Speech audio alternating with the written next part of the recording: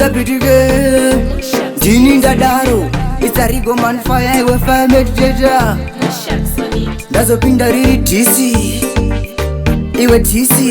anoda kudzoka rivhesi nawana demsen iyeye ndazopinza futi mabazuka nhau dzemangoma ndakweyatabuka ndangopinda ndisina kunoka kana kopa kufamba ndofamba ndakalokwa ndazopinda DJ fulako kunoku futi ndomubaya sefoko ndomuisa semombe pajoko kana zvakudaro ndomugakunge poko ndakupinda pana gani jeke kunoku ndati putseke haundigone uri mutete kana zvakudaro uri kunhuhwa nzete takupinda futi pana tegosi apinda muri mutoyasi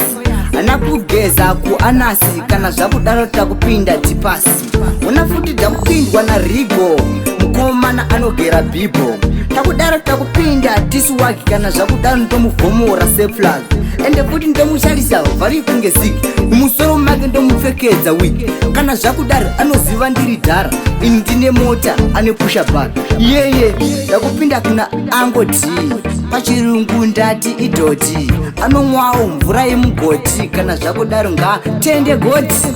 ndakupinda futi kuna yangu tumashi kana zvakudaro ngauye tachitachi kana zvakudaro rigo akabvunza ini ndini ndadaro iwe ganjeke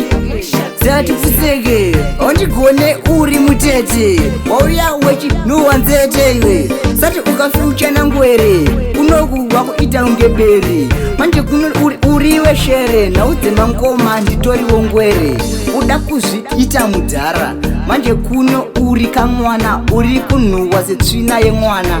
ibva kuno pfungwa dzako adzifunge iwe unoti kana ukaimba kunge futi ngwere wouya kuno wachida kuzviita mudhara manje kunoku tokubata rafu tokunyima chiri chikafu hatikupe nguva yekutora defu nhau dzemangoma taita mashefu tazopinda kuti mani iwe tisiwagiwe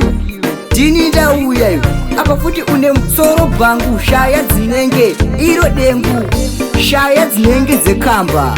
muromo unenge wemuramba manje kuno pfungwa dzako dzakatamba kana zvakudaro unouya wechijamba sikaiti uri mudhafu apa uri mushakabvu wakuda kumera ndebvu manje kuno a ndokuisa ruvhu